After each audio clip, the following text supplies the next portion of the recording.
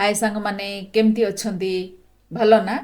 आसंतु आज गोटे बढ़िया कषा आइटम टे तैयारी करिबा जोटा कि हमर सोयाबीन आलूर कषा ता पई दरकार दुईटा बड़ टमाटो अनासी फूल अल्प टिके गोलमरीच 5 खंड रसुण कोला 5टा अदा छोट खंड डालचीनी छोट खंड लवंग 5 खंड छोट इलाची दुईटा वर्तमान ए सबु मसला को एकाठी करके एबे बाटी दबा गोटे बड़ पियाज सरू सरू कटा दुईटा बड़ बड़ आलू नेबा ताकू सिजेइकरी चोपा काढिकरी रखी दबा एबे सोयाबीन को गोटे गिन्नारे बतुरेई दबा बतुरेकी तार फेण काढला पर्यंत धोई दबा तार फेण गुडा को अलगा पकई दबा पकई सारला परे से सोयाबीन को एबे भल्ल भाबे चिपुड़ा चिपुड़ी कर दबा एबे गोटे पेन नबा से पेन रे सोरसा तेल टिके पकई दबा एबे चिपुड़ी रखी थिबा सोयाबीन को पेन रे पकई दबा एबे सोयाबीन गुडा को लाइट गोल्डन कलर हैला पर्यंत भाजीबा एबे रखी थिबा आलू को पकई कि एठे छोट छोट खंड करिकि लाइट गोल्डन पर्यंत भाजीबा पेन रे सोरसा तेल टिके पकईबा जीरा गोटे चामच फुटेइबा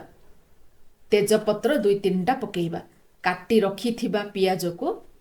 सेथरे वर्तमान एबे पकई दबा पकईकी अल्प टिके घांटी दबा एबे मु टमाटो सहित रखी थिबा मसला गुंड को बाटी देइथिली सेटा को एबे पकई दबा पकईकी कसी हैला पर्यंत भाजीबा टिके एबे हमर मसला कषा हेई गला एबे एथरे मरीच गुंड गोटे चामच पकईबा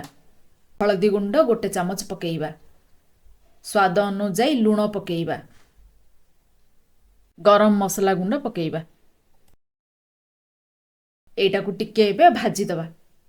भजा हे जाइथिबा से आलू जाको सब पकई दबा एबे मसला रे पकईकी भाजी दबा टिके जिमिति कि मसला आलू रे भेदी जिवो एबे भाजी रखी थिबा सोयाबीन को मध्य एथिरे पकईकी अल्प भाजी दबा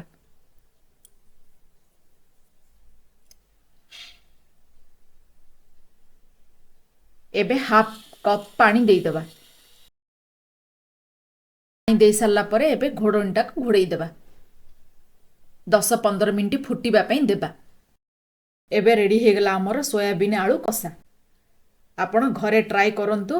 माछ मांस तरकारी भी भूली जिवे आपण केमती लागिला मते कमेंट माध्यम रे जणांतु आ मोर चैनल टाको लाइक शेयर सब्सक्राइब कर दियंतु रहिली नमस्कार।